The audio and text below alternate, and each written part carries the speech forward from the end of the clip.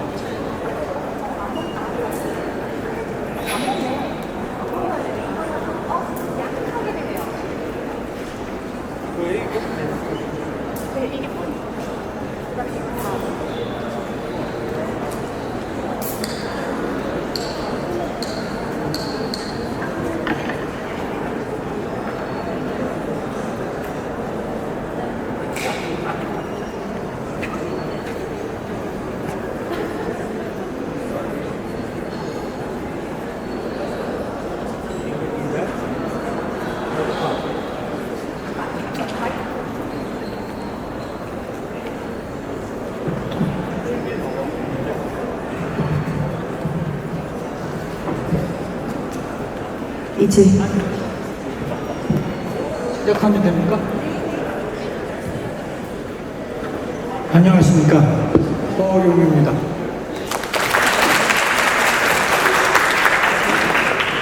이렇게 큰 데서 제가 특강을 해보는 게 참 오래간만입니다. 영광스러운 자리라고 생각을 합니다. 제가 오늘 여러분이랑 같이 이야기를 나누고자 하는 것은 언어에 대한 이야기입니다. 언어 또는 언어학, 그리고 외국어 교육, 한국어 교육, 이런 것과 관련돼서 오늘 여러분이랑 좀 이야기를 나누고 싶습니다. 그래서 제목이 이제 언어의 유형, 타이포로지랑 이제 보편성, 유니버설티, 이런 거를 가지고 이야기를 좀 해보기를 원합니다. 계속해서 저는 이제 유형론에 대해서 오늘은 말씀을 드릴 텐데, 첫 번째가 언어 유형론입니다. 유형이라고 하면은 여러분들이 잘 아는 내용들이죠. 세계 최고의 언어 데이터베이스인 에스널로그에 의하면은 전 세계 언어는 약 7,100여 개가 있다라고 이야기를 합니다. 그 7,100여 개는 어떻게 보면은 공통점도 굉장히 많고, 하지만 또 다른 관점에서 보면은 차이점도 굉장히 많이 있습니다.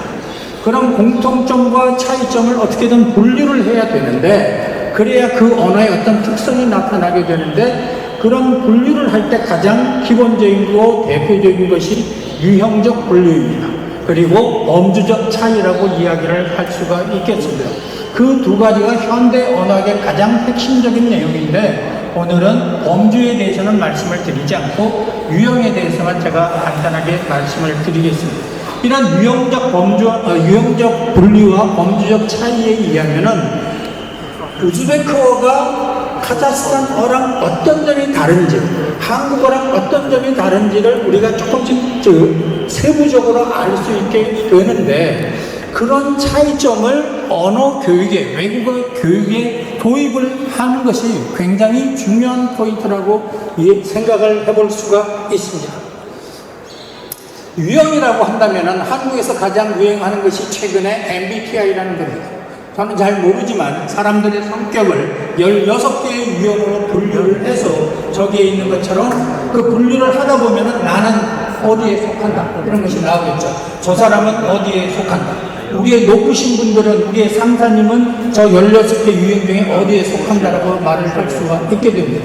그렇다 보면은 상대에 대해서 저 사람은 대화를 해 나가면서 머릿속에 정리를 하는 사람이구나 하는 그런 타입도 있을 수가 있고, 또 어떤 사람은 머릿속에 모든 것을 다 정리를 한 다음에 대화를 해 나가는 그런 사람들도 있을 겁니다. 그런 사람들마다에 따라서 우리는 그분이 선호하는 경향 쪽으로 이렇게 맞추어서 대화를 하게 되고, 일 처리라는 것도 그렇게 해 나가게 되겠죠. 일 처리라는 것이 잘했다 못했다라는 일 처리도 있겠지만은 그분의 소양에 따라서 우리가 조금씩 달라지게 되는데, 그것을 잘 익숙하지 않게 되면은 그 사람과 나 사이에 갈등이 생길 수가 있습니다. 언어 교육도 마찬가지입니다. 그러한 유형을 잘 알면은 내가 배우고자 하는, 내가 가르치고자 하는 그 언어의 유형을 잘 알면은 갈등, 쉽게 얘기하면은 언어 습득의 어려움이 적어질 것이라는 얘기 되죠. 그런 면에서 언어의 유형적 분류는 굉장히 중요하다, 이렇게 이야기를 할 수가 있겠습니다. 예를 들어서 유형적에서 본다면은 영어와 같은 언어는 주어를 잘 생략하지 않습니다. 그래서 그쪽 사람들이 한국어를 배우면은 주어를 자꾸 쓰게 돼요.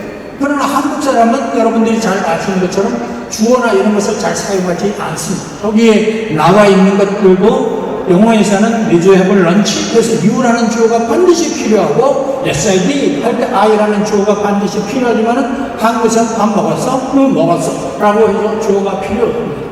주어가 탈락하는 것을 그 언어학에서는 프로드롭이라고 하는데, 전 세계 언어는 프로드롭 랭귀지와 non 프로드롭 랭귀지로 나눌 수가 있습니다.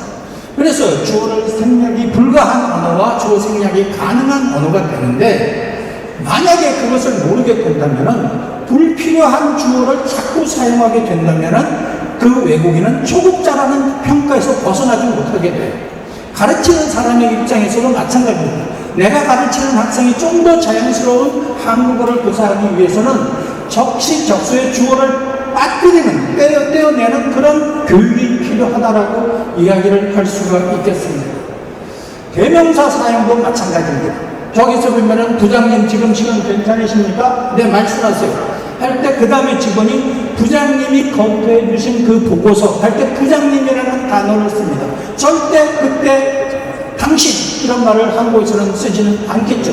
영어에서는 you라는 대명사를 사용을 합니다. 여러분 언어에서는 어떤지 한번 생각을 해보시기를 바랍니다.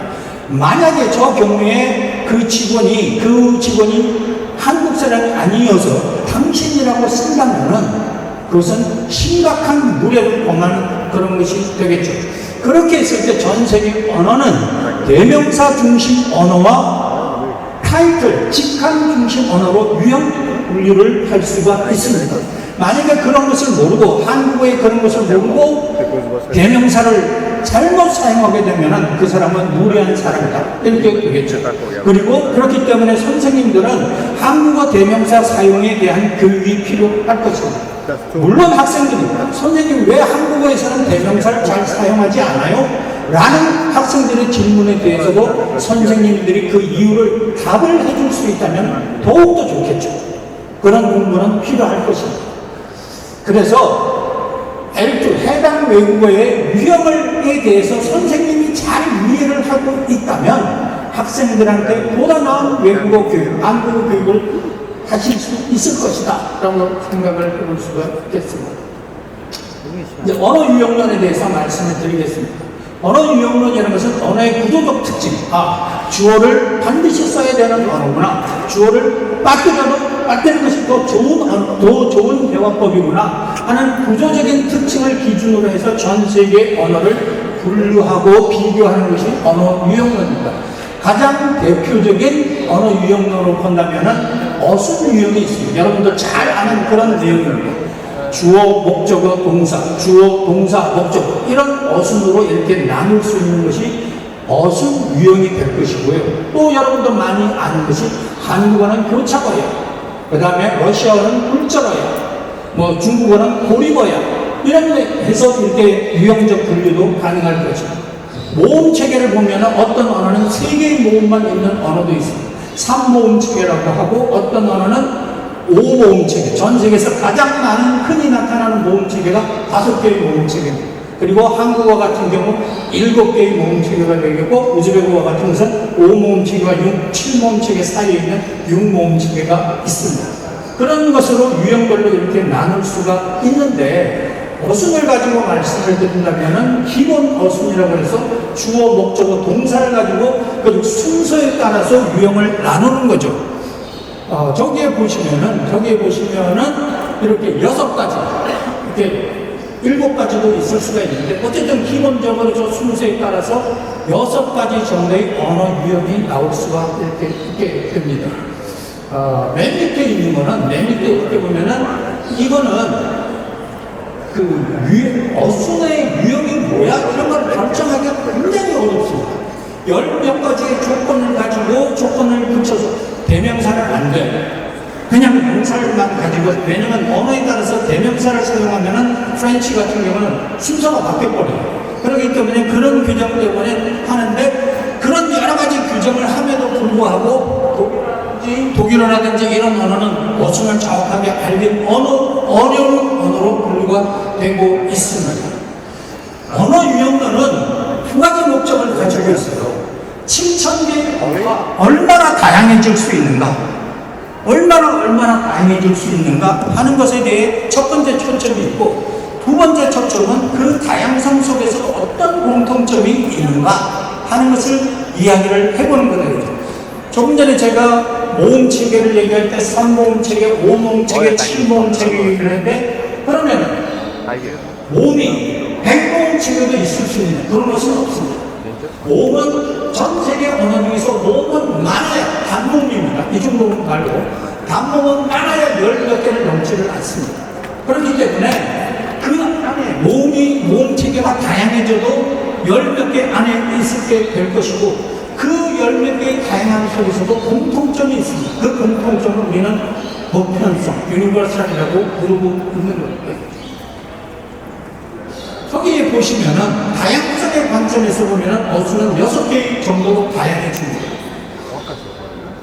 근데 그 중에서도 6개가 6분의 1씩 나타나는 것이 아니라 언어 비율을 본다면은 얘가 41%, 얘가 35% 이런 비율을 보여서 한두 어순에 집중적으로 모여있음을 있음을 볼 수가 있습니다.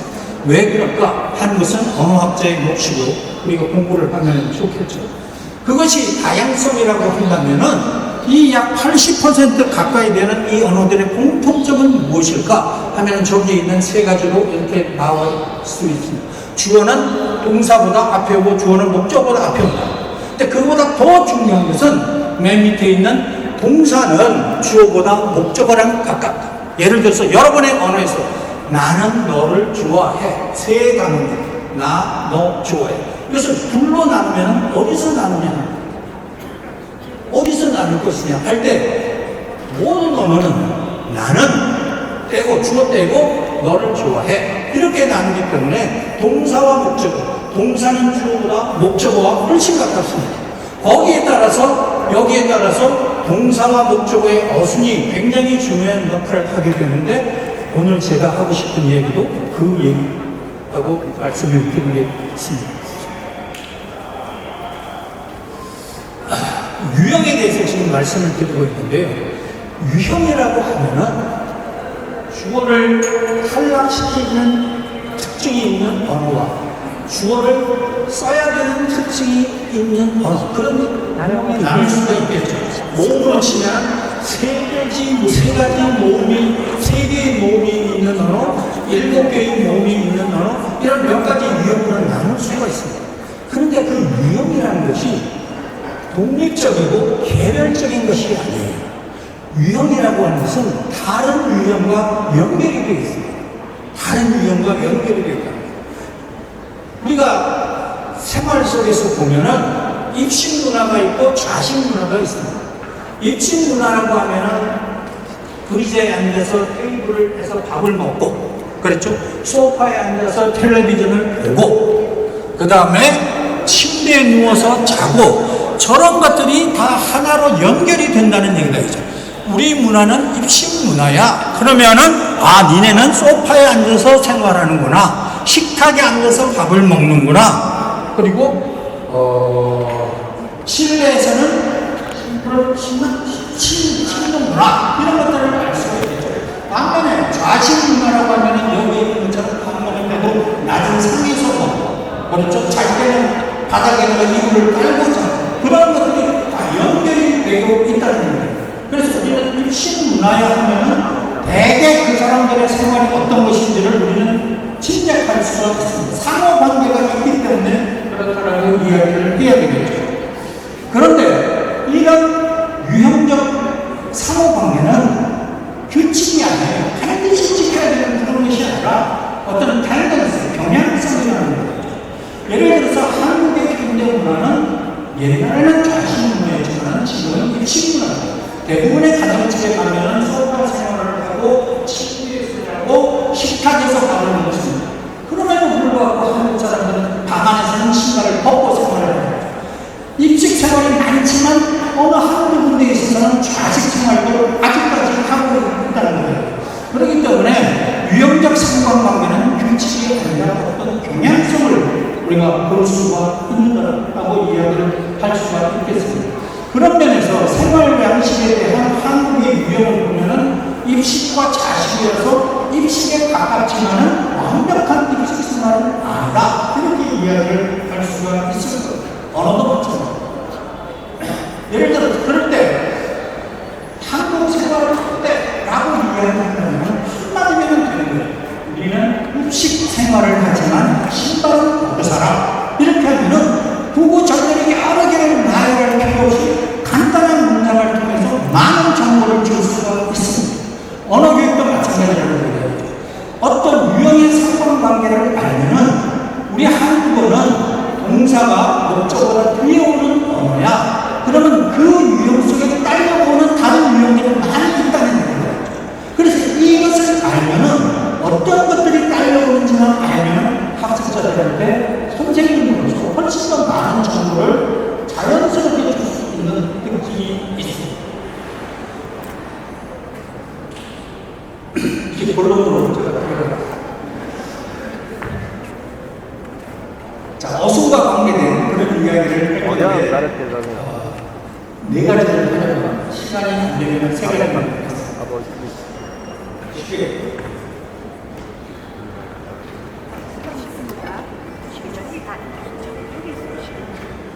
좀 어려운 말들이지만은 군치사는 여러분이 잘 아는 전치사입니다. 그것이 있고 명사구조서, 명사 중심 언어, 동사 중심 언어, 전접속 이 네 가지에 대해서 말씀드리도록 하겠습니다. 군치사 제가 조금 전에 말씀드린 대로 전치사. 그 전치사는 명사 앞에 오는 거라는 뜻이에요. 그럼 명사 뒤에 오면 군치사라고 이야기하는데 그 두 개를 합친 용어로 언어학에서는 그것을 군치사라고 이야기합니다. 저기에 써있는 거는 명사 앞이나 뒤에 와서 동사랑 어떤 연결이 되는지를 알려주는 역할을 하는 말들이 우리는 군치사라고 얘기를 합니다. 영어처럼 at home 하면은 home이라는 명사 앞에 at가 왔기 때문에 그것을 우리는 전치사 preposition이라고 이야기를 하고 한국어처럼 집에 하면은 집이라는 명사 다음에 소리가 너무 크죠. 기자 너무 좋아요. 편하게 하십시오. 집에 하면 집이라는 명사 다음에 왔기 때문에 군치사라고 이렇게 이야기를 합니다. 그러면 이 전치사와 군치사는 물리적으로 움직이는 거예요. 이 전치사와 군치사는 어수와 물리적인 관계가 있습니다. 예를 들어서 보면 여기에 영어와 러시아가 있습니다. 영어는 I love you 했을 때 love라는 동사 다음에 목적어고 러시아는 제가 모르지만 아마 마찬가지입니다. 그래서 영어와 러시아는 의고 애써 중요하지 의고 랭귀지라고 그러니까 유형으로 보면은 동사 목적어보다 앞에 오는 의고 유형의 언어라고 할 수가 있습니다. 반면에 한국어와 우즈베크 또는 여기 터키 어족의 그 마찬가지로 그런 대통의 언어들은 나는 너를 좋아해. 그럴 때 좋아하다는 동사보다 목적어 앞에 그래서 그것을 오비 랭귀지라고 이렇게 이야기를 합니다. 그런 경우를 볼 때 영어나 러시아어는 인더파크라는, 이게 다 인더파크라는 뜻이에요. 인더파크가 파크라는 명사 앞에 인이 와 있어서 전치사. 러시아어도 마찬가지입니다. 한국어는 어떠냐? 한국어는 공원이라는 명사 다음에 에서가 왔습니다. 우즈베고도 마찬가지입니다. 아마 터키어도 다 마찬가지일 거라고 생각합니다. 그런 경우에 이렇게 후치사가 되는, 즉 우리는 전치사, 후치사는 개별적으로 독립적으로 움직이는 것이 아니라 어순과 밀접한 관계를 가지고 있구나 하는 사실을 우리가 소태분들은 알 필요가 있는 거죠. 그래서 기본 어순 유형에 따라서 후치사의 위치를 우리는 보편성을 알 수가 있는 거예요. 어떤 친구가 한국어를 배우는데 얘는 O 유형이야, OV 유형이라고 했을 때 그 학생이 저희 언어는, 우리 언어는 O 유형이라고 하면 오케이, 우리 언어는 전치사를 쓸 것이다 라고 하고 맞은 확률은 95%.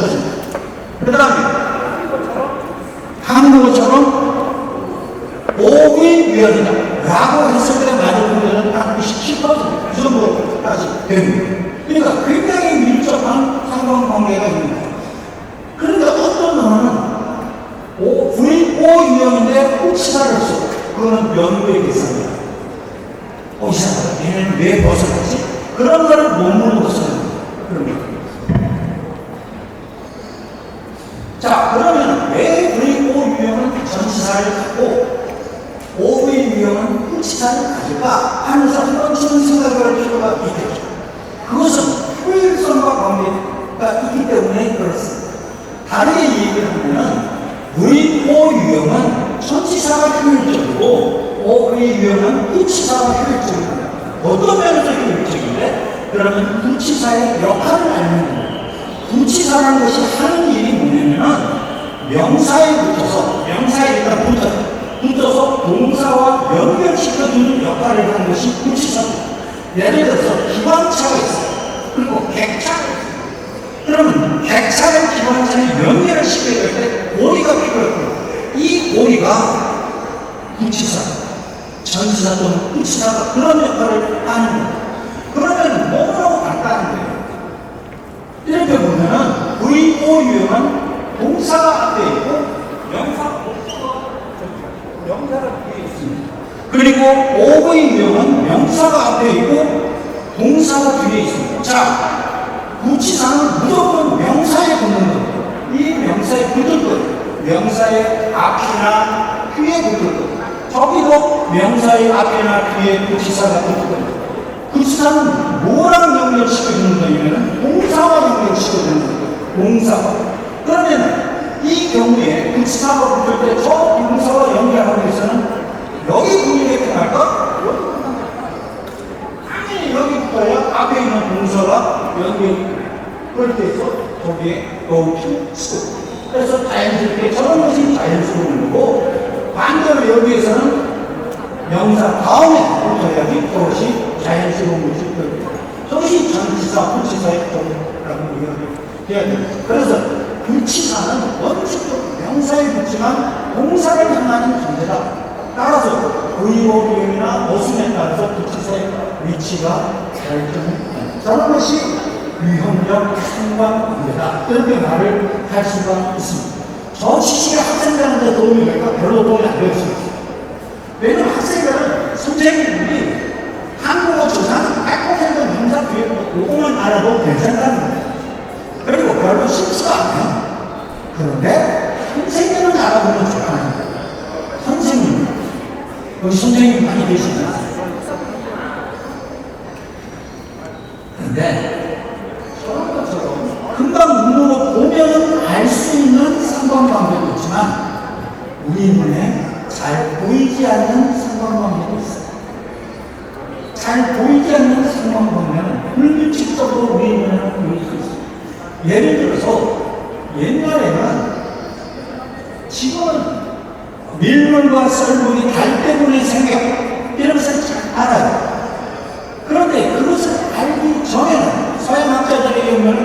갈릴레오 갈릴레이 그 친구도 몰랐단 말이에요. 친구는 아니지만 어쨌든 이것을 알 때와 모를 때 너무너무 차이가 있어요. 어부들의 입장에서 보면은 밀물과 썰물이 달과 관계가 있다는 사실을 모를 때에는 물이 들어오고 나가는 것은 굉장히 불규칙적이에요. 그렇죠. 당연히. 그리고 무질서하고 매일매일 변해. 며칠 전 바다와 오늘의 바다가 다른 거예요. 그런 것 때문에 불안한 바다가 되겠죠. 그런데 그 규칙을 알게 되면, 그 상관관계를 알고 나면은 우리는 패턴을 볼 수가 있어요. 아, 주기가 이렇게 되는구나 하는 어떤 패턴을 보게 되겠죠. 그러다 보면은 어부들이 바다에 나가지 않고도 오케이, 오늘은 이렇게 했구나, 며칠 후면은 저렇게 했구나 하는 예측을 하고 해결을 할 수 있죠. 따라서 유형적 상관관계라고 하는 것은 단순한 지식이 아닙니다. 우리의 어떤 행동을 바꾸는 정보가 될 수가 있습니다. 우리가 언어에 대해서 유형적 상관관계를 안다면 가르치는 사람으로서는 그냥 가르치는 것이 아니라 연결을 시켜서 가르칠 수가 있습니다. 자, 한번 볼까요? 여러분 한번 영어로 번역해보겠습니다. 한국어로 번역. 밑줄이 있어요. 자연스러운 행동. 자, 타슈켄트로 여행을 갔다 해요. 그래서 우리 분들은 번역에 있어서 he and his friend라는 단어를 어떻게 번역을 할 것인가? 두 개의 명사가 합쳐진 거예요. he라는 친구와 friend라는 말이 합쳐진 거예요. and로 연결이 되는 거예요. 오케이, 우리는 이런 거는 또 있을 수 있어요. 도학교의 친구들은 타슈켄트로 여행을 가고, 만약에 여러분의 학생들이 저렇게 번역을 하면 여러분 잘했다 라고 칭찬을 할 것입니다. 한번 생각을 해보시기 바랍니다. 저게 자연스러운 한국인지 이게 자연스러운 한국인지. 우리 한국 선생님 말고 외국인 선생님 입장에서는 1번과 2번이 어떤 것이 더 자연스러운지를 아는 사실이 중요합니다. 1번은 그와 그의 친구들 영어와 같이 and로 연결을 합니다. 2번은 with로 연결을 합니다. He traveled to Tashkent with his friends. 이렇게 결정해요. 그게 그거 아니야? 아, 그게 그거. 자, 저랬을 때 질문이 있습니다. 어느 문장이 더 자연스러운지 압니다. 그 다음에 한국 선생님께 제가 질문을 던진다면은 2번이 더 질문서 자연스러운 것은 뭐 한국 사람은 다 알 겁니다. 만약에 학생이 1번으로 이렇게 썼다면 2번으로 고쳐주시는 거예요. 1번도 좋은데 틀리지 않는데 2번 문장이 더 좋아 라고 고쳐주는 거예요. 아, 우리는 그 수준까지 안 되니까 그냥 대충 합니다. 여러분, 물론 그 수준이 있어요. 근데 그것도 매번 고쳐줍니다. 중요한 겁니다. 그리고 선생님으로서 학생이 왜 1번이 안 됩니까? 1번은 틀렸으면 틀리지는 않았어요. 다만 2번보다 자연스럽지 않은 겁니다. 그럼 왜 그렇습니까? 라고 우즈베키스탄 학생이 질문을 했을 때 나는 뭐라고 대답을 해줄 겁니다. 그런 얘기. 그 다음에 저는 우즈베키스탄 문제입니다. 와라는 것은 and의 뜻입니다. and. 저도 우즈베키스탄입니다. 와 앞에 있는 문장은 꽃을 샀다는 겁니다. 와 뒤에 있는 문장은 엄마한테 선물로 줬다. 그런 뜻이다. 그러면 꽃을 샀다. 그리고 엄마한테 선물을 줬다. 이런 뜻입니다. 그거를 번역합니다. 이거는 제가 실제적으로 학생들을 여기 이제 아까 우리 유도나 교수님이 말씀하신 것처럼 여기는 한국어로 논문을 쓰잖아요. 그러면 그 학생들이 한국어 작문을 할 때 저런 표현이 굉장히 많아요. 이렇게 했습니다. 꽃을 샀어요. 그리고 어머니께 선물을 했어요. 한국어 문장에서 틀리지 않았어요. 맞는 문장입니다. 그런데 저렇게 말하는 한국 사람은 없다는 얘기예요. 우리는 이렇게 얘기를 해요. 꽃을 사서 엄마한테 줬어요. 이렇게 이야기를 해요. 그게 좀 더 자연스러운 한국. 자, 그럼 우즈베키스탄 선생님들 한번 생각을 해봐요. 저것을 1번을 코디네이션이라고 하고 이거를 클로즈 체인이라고 이야기해요. 여기에 대해서는 나중에 설명을 하겠습니다. 어느 문장이 더 자연스러운 한국어입니다. 할 때 놀라운 것은 한국어는 2번이 자연스럽지만 우즈베키스탄에서는 1번, 2번 다 됩니다. 이거는 제가 우즈베키스탄을 알아서 보는 것이 아니라 물어봤어요. 물어봤더니 다 괜찮아요. 영어는 2번이 없잖아요. 사성 이런 게 없고. 그러니까 영어는 1번밖에 없어요. 우즈베키스탄은 2개가 더 있어요. 여러분 언어는 여러분이 사는 그 카자흐스탄이나 키르기스탄은 어떤지 좀 모르겠어요.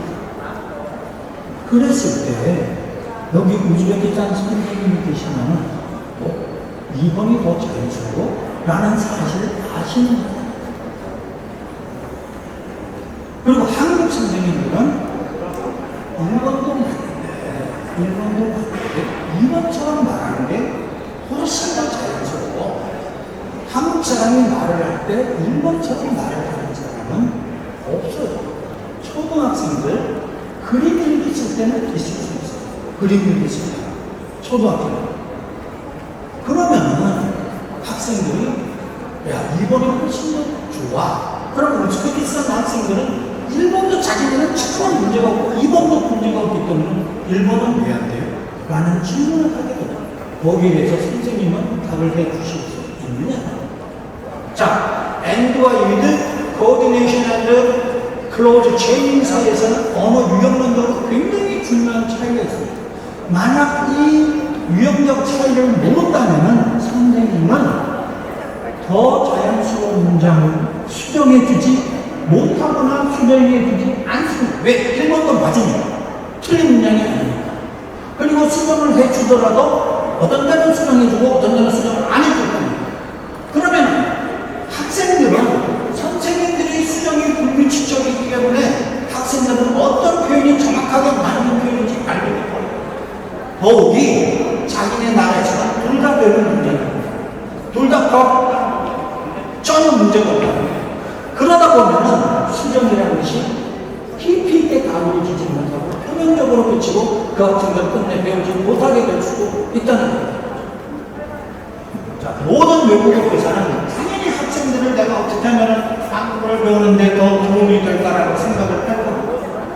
그럴 때 언어 교육에서는 언어학에서 밝혀낸 언어 유형론적 특징을 어떻게 하면 언어 교육으로 끌어올까 하는 생각을 언어 외국어 교육에서는 하게 됩니다. 제가 작은 얘기 하나만 드리겠습니다. 제가 지금 이제 은퇴를 했는데요. 제가 이제 다녔던 재직했던 학교는 외국어대학교입니다.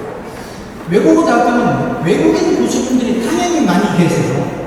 근데 제가 이제 한 20년 전에 이제 소위 말하는 한국어학당에 원장을 했었어요. 원장을 하면은 외국어 학과에서 저한테 연락을 자주 왔어요. 왜냐? 그 과의 한국인 교수님이 전화해서 이번에 우리 외국인 교수님이 새로 오셨는데 부모가 같이 오셔서 한 분은 이제 원어민 교수님으로서 가르치는 분이에요. 한 분은 할 일이 없잖아요. 할 일이 없으니까 한국어를 배우시겠다. 근데 한국어를 배우려면 돈을 내야 돼요. 그럼 저한테 전화해서 허 선생님 원장이니까 좀 깎아줘. 이런 얘기예요. 제 권한은 30%. 예를 들어서 100만 원이면 30만 원은 제가 깎아줄 수 있어요. 근데 그 가지고 되겠어요? 과에 계시는 한국인 교수님도 폼을 듣고 싶으니까 그냥 공짜로 해줘. 그렇게 되면 그거는 총장님한테 말씀하십시오. 그럼 총장님 권한으로 보내줄 수도 있어요. 그런데 어느 날 저보다 선배 교수님이 저한테 전화를 했어요. 허 선생, 어쩌고저쩌고 우리 새로 오셨는데 부인이 원어민 교수님이고 남편이 별로 할 일이 없으시다. 그래서 저는 노는 사람인 줄 알았어요. 근데 한국어를 배우고 싶다 그래서 오케이 알겠습니다 보내십시오 해가지고 가르치는데 일주일 만에 다시 전화가 왔어요. 그 한국인 교수님이 저는 허 선생 나는 우리 외대가 한국어를 잘 가르치는 줄 알았어. 그렇게 얘기해요. 그럼 못 가르친다는 거야. 그래서 왜 그러십니까? 그분이 안 배우시겠대. 이렇게 얘기해요. 보통 일이 아니죠. 연구실을 찾아갔어요. 그래서 그분을 만나고 그랬어요. 그분 말씀이 기분이 나쁘다. 왜 기분이 나쁘냐? 그랬더니 나는 성인이라는 거야. 근데 예를 들어서 사과 그림을 가지고 플래시 카드를 만들어서 사과 따라 나를 어린아이 취급하면 안 된다는 거야. 그래서 제가 그 한국에 있는 교수님한테 여쭤봤어요. 선생님, 저분 어떤 분인데 저런 말, 왜냐면 한 번도 그런 적이 없었어요. 그때 그 선생님 충격적인 말씀. 저분은 말레이시아 분인데 영국 옥스퍼드 대학인지 케임브리지 대학에 How to Teach Foreign Language라는 책을 쓰신 분이에요. 완벽하게 강한 거예요. 자, 중요한 얘기입니다. 한국어를 가르치는 것은 그 사람이 상대편이 기묘대학교 학생이라고 해서 한국어를 모르고 한글을 모른다 해서 어린아이 취급하지 말아요. 그 20살 된 아이의 머릿속에는 자기의 퍼스널 랭귀지에 대한 언어적인 지식이 있으니까 그것을 끄집어내는 거예요. 그렇게 해서 가르치는 거예요. 그 중에 하나가 언어 유형론 쪽으로 접근을 하면 좀 더 좋을 거예요.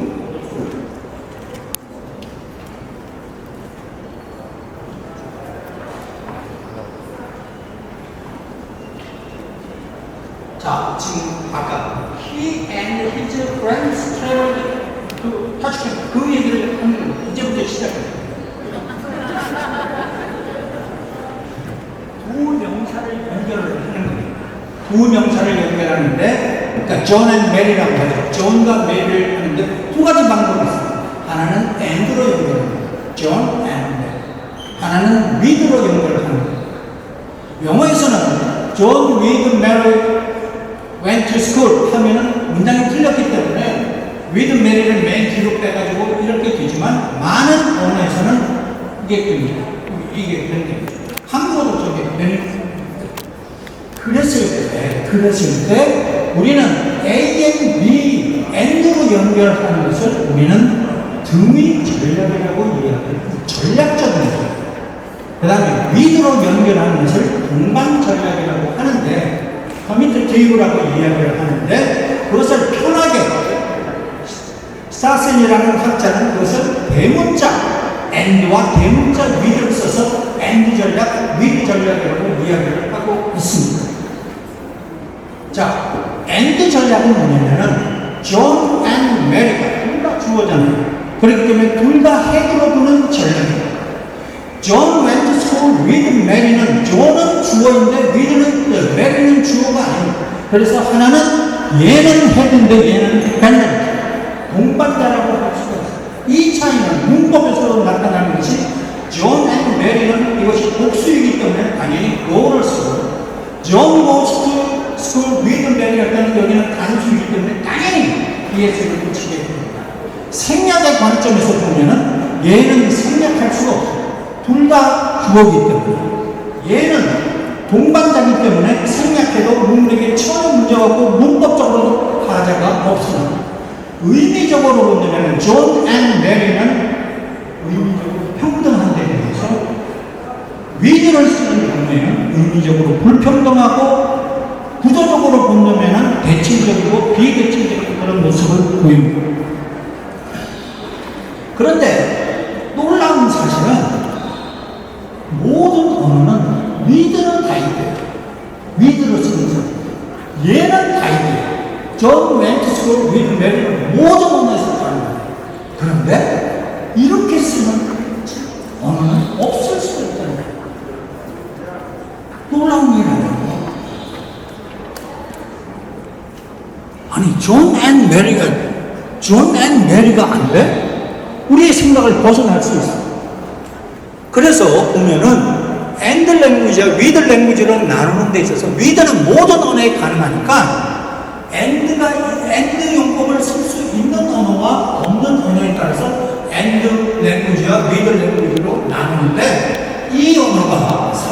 2쯤 되고 이 언어가 3분의 1쯤 되고. 그런데 웃기는 것은 미들 랭귀지도 조금씩 엔드 전략이 필요할 때가 있다는 거예요. 둘 다 주어가 써줘야 될 때가 있다는 거예요.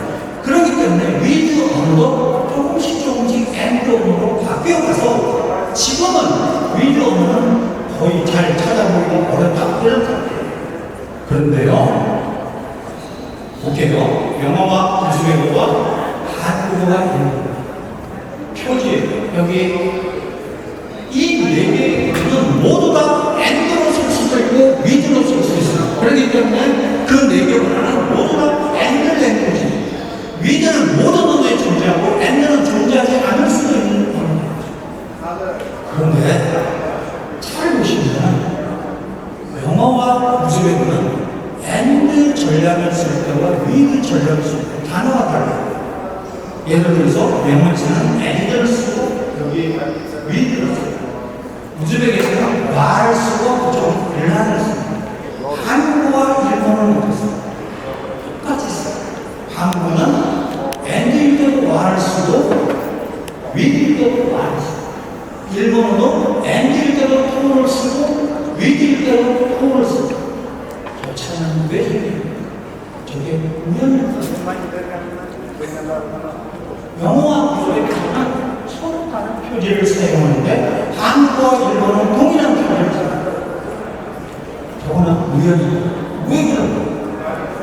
그러면 그때 다시 여러분이 다시 생각해 보는 것은 아까 he and his friend라는 것을 번역을 할 때 영어에서는 그냥 그대로 번역하면 그와 그의 친구들을 다시 또 여행을 이렇게 되는데 한국어는 그 번역보다는 그는 친구들과 타슈켄트 여행을 간다는 것이 훨씬 더 자연스럽다고 하는 것을 여기서 여러분들은 떠올려야 됩니다. 쉽게 얘기하면 한국은 원래는 엔드 랭귀지가 아니었다. 한국은 원래는 미들 랭귀지. 그렇기 때문에 그와 그의 친구는 타슈켄트 여행 갔다 보면은 그는 친구들과 위드로 쓰는 것이 훨씬 한국에서는 자연스럽다. 그런데 우즈벡은 어때? 우즈벡은 처음부터 두 개가 딱 존재해요. 와가 있고 란이 있는 그런 곳이거든요. 그래서 영어와 우즈벡은 원래부터 전략이 각각 존재되기 위해서 한국어와 일본어는 원래는 미드만 있었는데 그것이 확장이 돼서 엔드로까지 퍼져나가게 되었다라고 이야기를 할 수가 있습니다.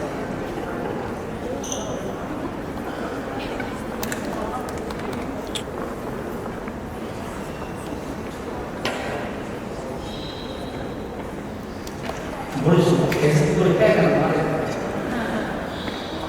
그거만 하고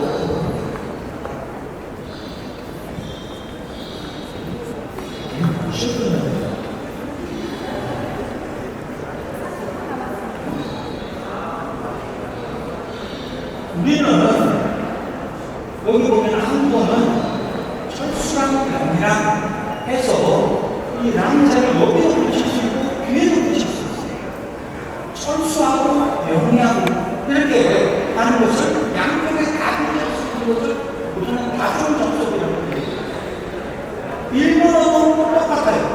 그런데 영어가 우즈벡어는 안 돼요. 쉽게 얘기하면 아지즈와 라노가 이렇게 요나는 인사가 또 하나 있어요. 그것이 없는 성대에서는 안 되는 거예요.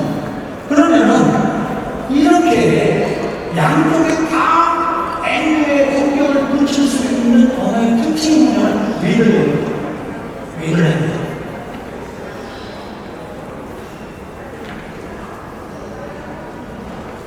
너무나 싫어요. 자, 일기에서 번역을 해보겠습니다. 일본은 답은 부분이 적혀 있어요. 일본은 두 개를 와로 연결시키는 것이 어차피 있어요. 고양이와 개는 2번과 3번 앞에 있는 고양이랑 같지만은 얘보다는 제가 한국 사람보다 훨씬 편한 문제입니다. 얘도 마찬가지죠. 그 이유는 한국은 원래 링구스틱의 언어이기 때문에 그것이 확장이 되면서 N 전략까지 확장이 됩니다. 그래서 일본 같은 경우는 그렇게 썼습니다. 아까 처음에 유즈의 학생이 선생님이 He and his friends went to 타시켄 전혀 문제가 없는 문장이에요. 그 학생들 모국어에서는 전혀 문제가 없는데 한국 사람이 그러면 이번 문장이 너무 자연스럽고 한국에서 선생님이 왜 그래요? 라고 질문을 한다면 답을 해주시든 안 해주시든 저런 지식이 있으면 그것을 설명을 해줄 수가 있을 것이고 더 중요한 것은 일본처럼 와로 접속하는 경우에 선생님이 이거보다는 이게 더 자연스러운 문장이야 하고 보존해 줄 수 있을 겁니다. 이제는 이론을 알게 됐어요. 그렇겠죠. 어쨌든 전 세계 언어는 똑같은 내용을 다른 방식으로 구현할 때 그것이 언어 유형입니다. 그것이 언어 유형입니다. 언어마다 그 유형적 특징이 달라요. 그렇기 때문에 그 언어 유형을 알고 그것을 외국어 교육에 적용시키는 것이 좋은 외국어 교육이다. 그렇게 이야기를 할 수가 있습니다. 그래서 보면은 잘 보세요. 영어는 전부 그레인이야, 초록색. 한국어는 전부 빨간색. 우즈베거는 어때요? 우즈베거는 한국어를 어순이 같아요. 그래서 후치사를 가는 것은 그런데 명상적 세계에서는 한국어는 이게 지금 어순에 따른 자연스러운 어순 한국어 어순을 가진 언어들은 대부분 이런 성격을 가지고 있습니다. 저런 어순을 가진 언어는 대부분 이런 성격의 접촉을 가지고 있는데 우즈베거는 이런 어순일지도 다른 한국어 쪽보다는 어순을 보이고 다른 터키 어떻게 보는 것 같습니다. 아마 비슷할 거라고 생각합니다. 그렇기 때문에 사실은 우리가 우즈베크에 대한 좀 더 나아가서 터키에 대한 부분을 종합적으로 이렇게 들여다볼 필요가 있다. 그래서 영어와 한국어는 어순 유형에 따라서 딱 맞는데 우즈베크는 something different 그런 모습을 볼 수가 있습니다.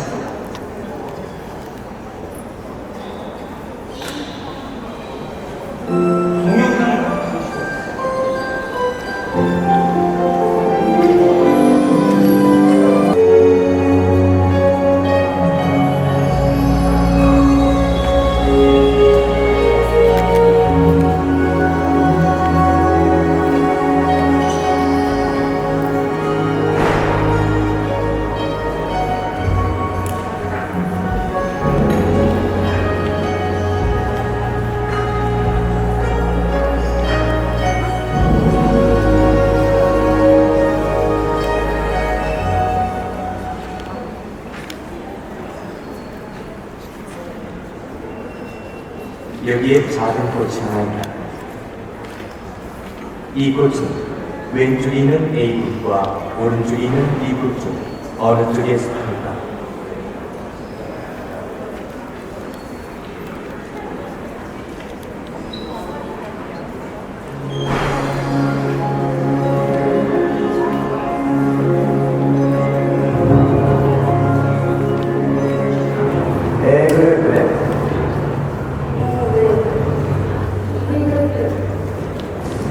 A그룹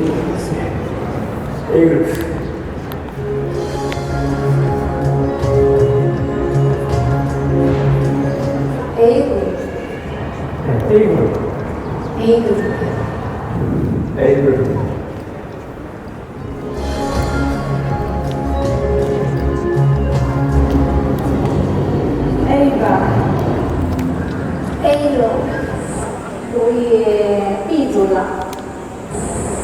金属的。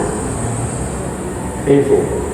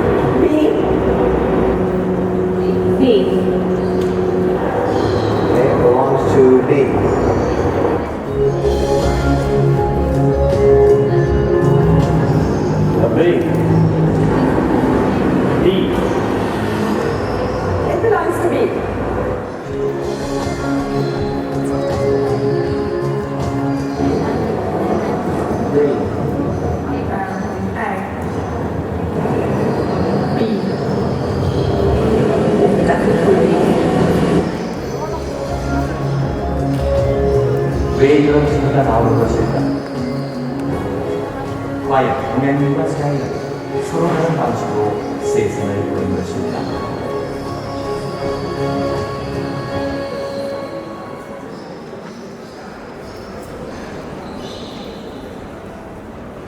서양인들은 예로부터 이 우주 공간이 텅 비어 있다고 생각해왔다. 텅 빈 공간에 별들이 떠 있는 모습이 서양인들이 생각하는 우주인 것이다. 텅 빈 공간 속에 있는 사물은 주변과 관계없이 독립적으로 존재한다. 그러나 동양인들은 예로부터 이 우주 공간이 기로 가득 차 있다고 믿어왔다. 그리고 공간에 가득 찬 기가 모여서 사물을 이룬다. 기가 모여서 만들어진 사물은 주변의 기와 항상 연결된 상태로 존재한다. 사물이 공속에 존재한다고 믿는 서양과 우주를 이루는 기가 모여 사물이 생겨난다고 믿는 동양. 이러한 작은 차이에서 동양과 서양의 차이가 시작된다.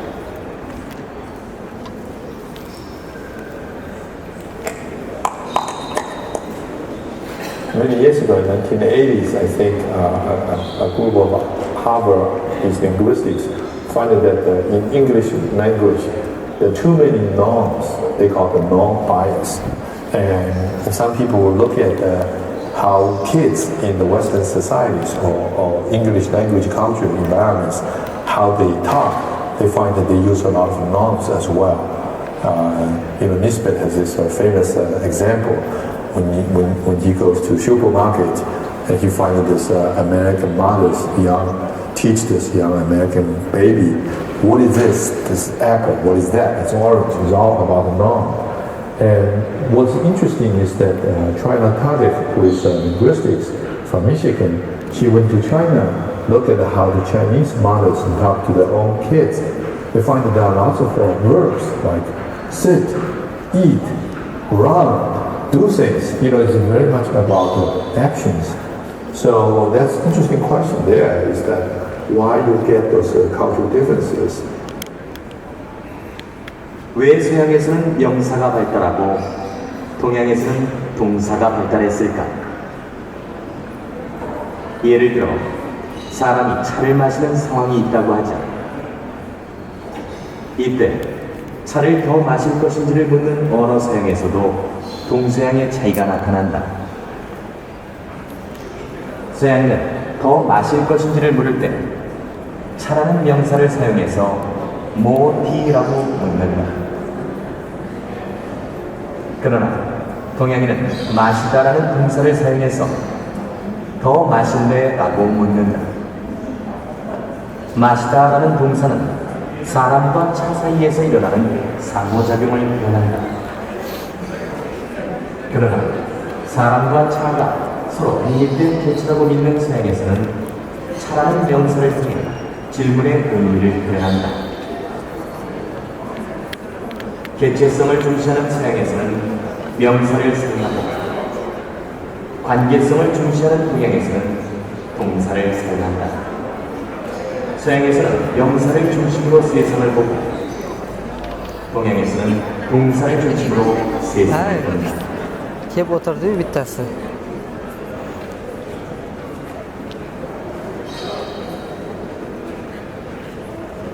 우리가 본 그 영상의 내용은 동양과 서양은 세상을 바라보는 눈이 다르다. 서양은 개체를 중요시하는 것에 비해서 동양은 개체와 개체 사이의 관계를 더 중요시합니다. 그래서 서양은 개체성을 중시하고 동양은 관계성을 더 중시합니다. 그래서 개체성을 중시하는 서양에서는 명사가 발달했고 관계성을 중시하는 동양에서는 동사가 발달했다는 것이 저 내용의 핵심입니다. 그래서 그 예로 든 것이 영어에서는 원티라고 이야기했다고 한국어에서는 더 마실래라고 이야기했거든요. 그거와 비슷한 얘기를 쫙 이거랑 훨씬 더 많겠죠. 근데 흥미로운것은 제가 학생들한테 물어보면 무술에 보면 통닭입니다. 여기처럼 모아 티에 해당하는 것을 쓸 수도 있고 저기처럼 더 마실래에 해당하는 것도 쓸 수가 있습니다. 제가 이 발표를 하면서 한국어보다는 이외가 참 매력이 있는 언어다. 이 터키어 쪽이 굉장히 매력이 있는 언어라는 것을 알게 됐어요. 보통이 아니에요.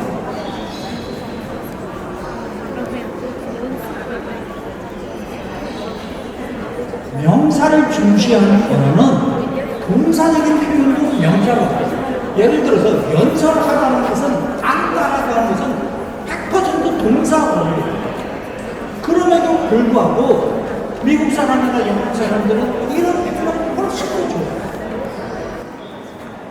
그냥 sit 하는 거나 sit 이런 걸 훨씬 더 좋아해요. 친구들은 진짜 명사를 좋아하는 것 같아요. 저런 것을 우리가 이제 언어학에서는 경동사 플러스 수로 명사라고 하는데 한국은 그런 것이 약간 있을 수는 있는데 그런데 우스베거도 약간의 영어와 비슷한 표현들이 이렇게 존재를 한다는 거죠.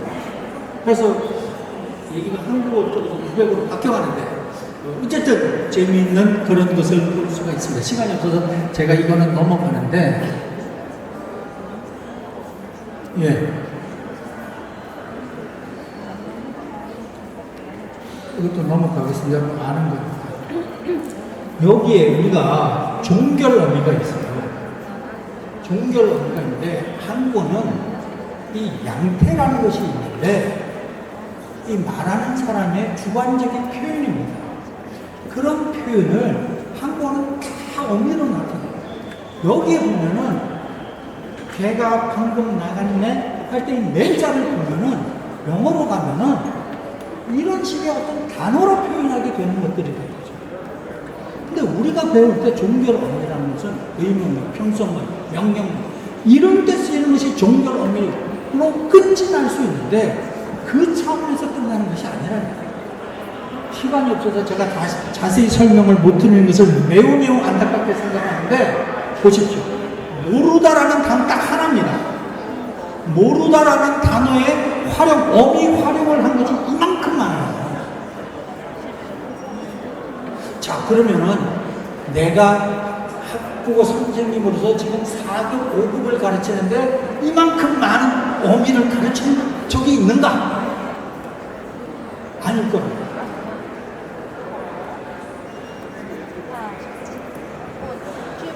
그렇죠. 그래서 어미 교육이 너무너무 중요한 거예요. 자, 마지막 하고 한 10분, 15분 하고 마치도록 하겠습니다. 우리 장호동 교수님이 단단하게 준비하고 계셨으니까 시간을 침범하지 않도록 하겠습니다. 아까 했던 것이 명사와 명사를 연결할 때 and를 쓴 것에 대해서 단어와 단어를 연결할 때 and를 쓴 것에 대해서 말씀을 드렸다면은 이번에는 문장과 문장을 쓸 때 and를 쓰는 것에 대해서 말씀을 드리겠습니다. 아까 제가 여기서 무슨 예문을 썼냐면 우즈베크에서는 꽃을 샀다. 그리고 그 꽃을 엄마한테 선물로 드렸다. 이 문장이 있었어요. 우즈베거에서는 그때 마라는 영어의 and에 해당하는 것으로 접속을 할 수가 있어요. 근데 영어도 마찬가지예요. 영어로 아침은 먹었다.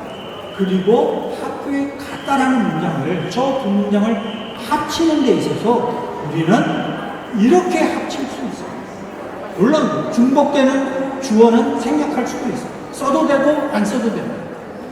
근데 저것을 만약에 저게 우즈베거나 뭐 카자흐나 뭐 이런 언어라고 쳤을 때 저렇게 썼을 때 그 학생들이 이렇게 썼다라고 하면은 여러분은 이렇게 쓰면 안 돼 라고 말을 해주실 건가요? 다르게 이야기하면은 절과 절이 합쳐질 때 영어의 and는 한국어의 그리고로 번역이 되는 건가?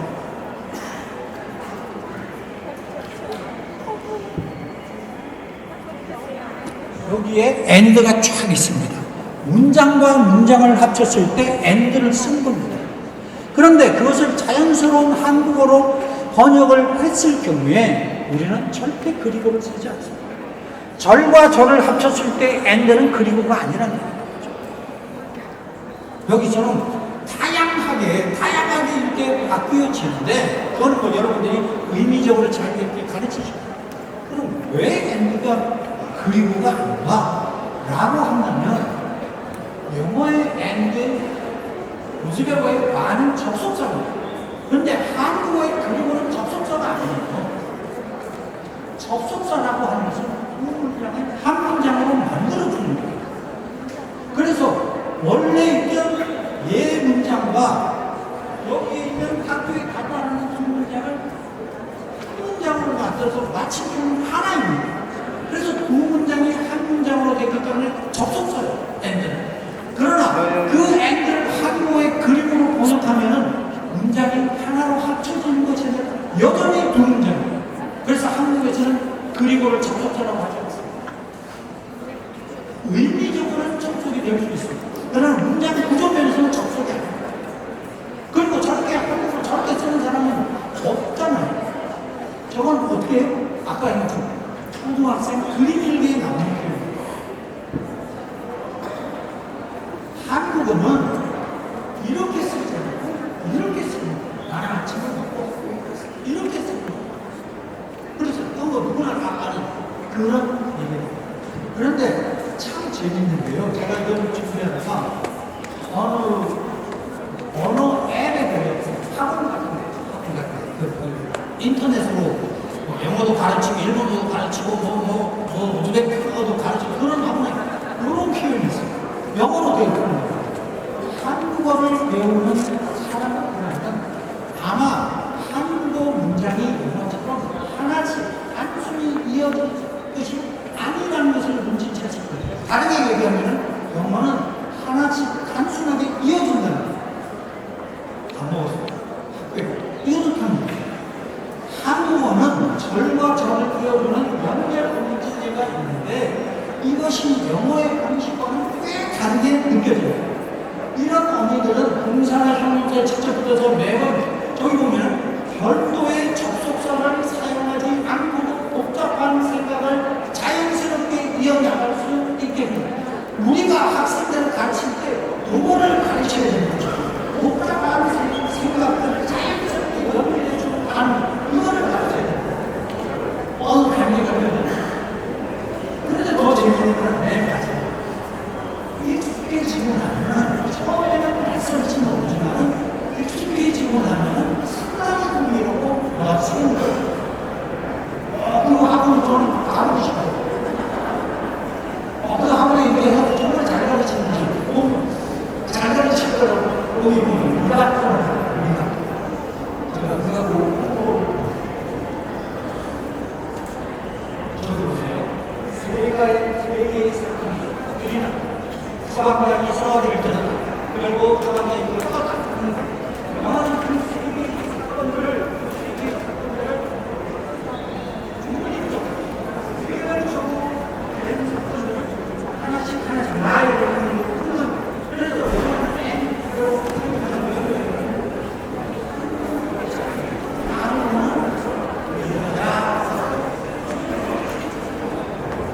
사람들 집에서 돌고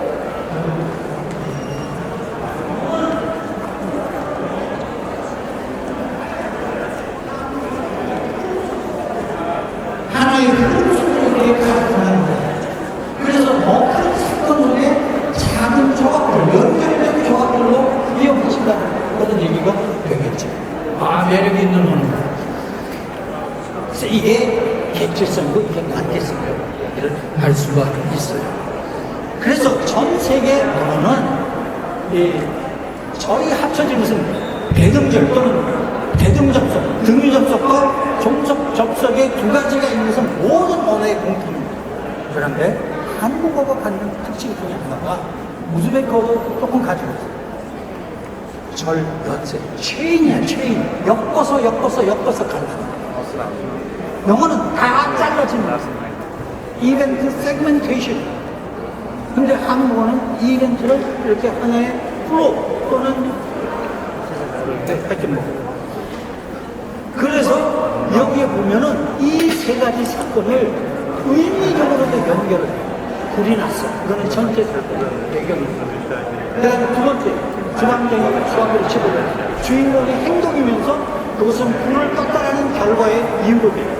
그런 어떤 사건의 연결로 이렇게 끌어가는 것이 한국어 표현, 문장의 특징이다. 이렇게 이야기를 말씀드립니다. 자, 세 가지를 말씀을 드리고 있는데, 여기 이벤트 세그멘테이션과 이벤트 스트레이트. 자, 영어는 엔드를 써가지고 한 문장으로 만들든 분리시켜서 엔드로 네 문자를 써가지고 하는 전혀 문제가 없어요. 문장을 분할해서 원래부터 개별적인 것입니다.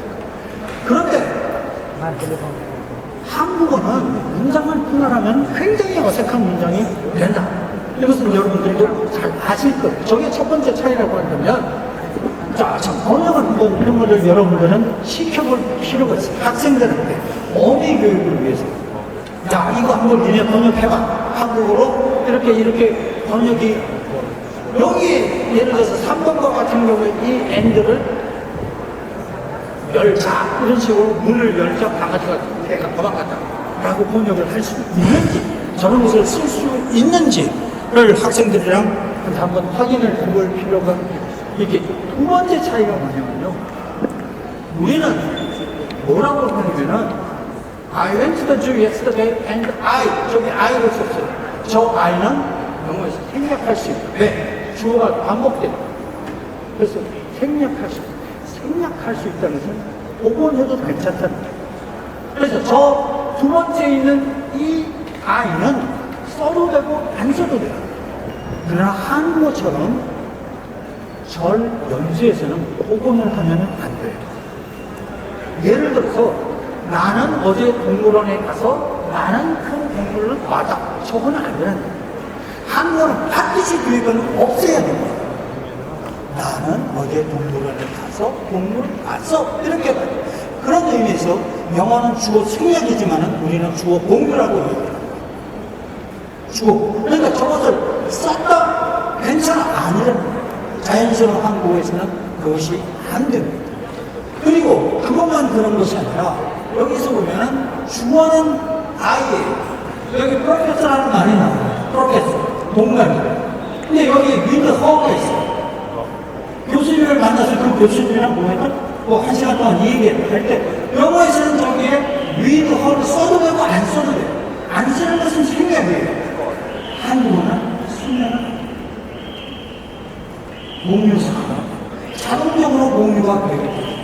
그래서 나는 교수님을 만나 그 교수님과 한 시간 동안 굉장히 어색한 외국인의 문장입니다. 나는 교수님을 만나 한 시간 동안 액트파크 그런 면에서 볼 때 2번 번역을 한번 해보자. 앞에 문장에 I가 있습니다. 앞에 문장에 샌프란시스코가 있고 뒤에 문장에 뮤엠이 있어요. 영어는 저게 완벽한 문장입니다. 영어는 이 I를 여기에도 반복해서 썼고 샌프란시스코를 여기에 위드 댐이라고 써서 처음 문제입니다. 한국 문장은 나는 친구들을 만나고 참 맛있어. 뒤에 문장 주어 없고 친구란 말 안 나오고 저것이 한국의 특징입니다. 저것이 절 명사라고 합니다. close chain이라는 얘기. 그렇게 이런 문장들을 여러분들은 학생들한테 해줄 필요가 있는 겁니다. 앞으로 그들을 만난다면 저런 연습을 다니셔야 돼요. 세 번째 차이는 영어는 독립된 문장이기 그래서 시제가 각각 들어가는 거예요. went to yesterday. 얘가 옛날이니까 쟤도 went도 과거고 so도 과거입니다. 그래서 우리가 과거 시제를 써주는데 한국어는 전체가 과거니까 여기는 써주면은 여러분들 많이 시키죠. 다 써서 이런 건 틀린다. 저런 것들을 우리가 볼 수가 있겠죠. 저런 것들 이제 중간절 모의를 내면 우즈베커 볼게요. 우즈베커는 바로 접속사 and로 연결시킬 수도 있고 한국어처럼 연결 어미로 연결시킬 수도 있습니다. 바로 연결시킬 때는 바로 연결시킬 때는 과거 시제를 써줘 같다. 그리고 그 다음에 man이라는 1인칭 주어를 써도 되고 안 써도 되고 그런데 절 면체로 할 경우에는 시제는 앞절에서는 시제는 안 써요. 정말 맞죠? 그 다음에 뒤에 man을 쓰면은 어색해. 굉장히 어색해. 그렇죠? 맞죠?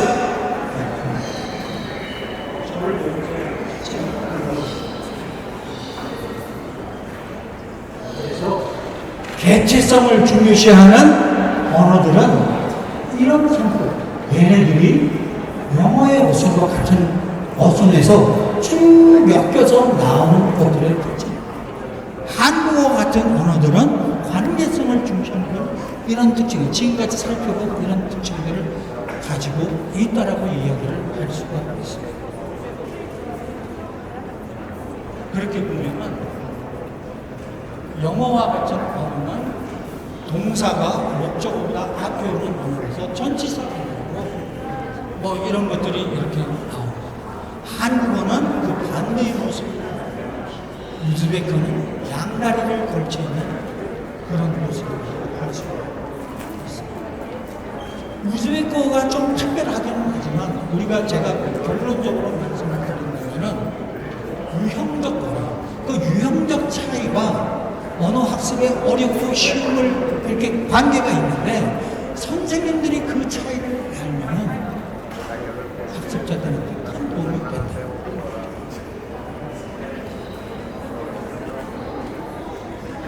어쩌고 저쩌고. 우즈베크어권 학습자들은 자신들의 모국어의 특성이 한국어와 다르다는 점을 인식하지 못해요. 우리도 몰랐습니다. 그 간극을 메워주는 것은 선생님의 몫입니다. 만약에 선생님이 그것을 메워주지 못한다면 학생들은 영원히 배우지 못해요.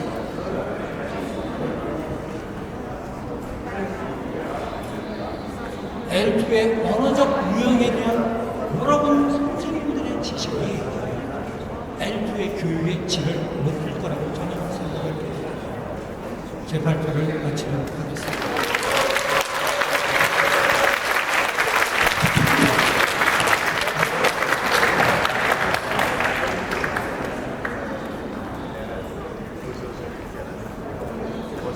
교수님 발표를 잘 들었습니다. 감사합니다, 교수님. 이제 장호정 교수님이 발표가 있으시죠?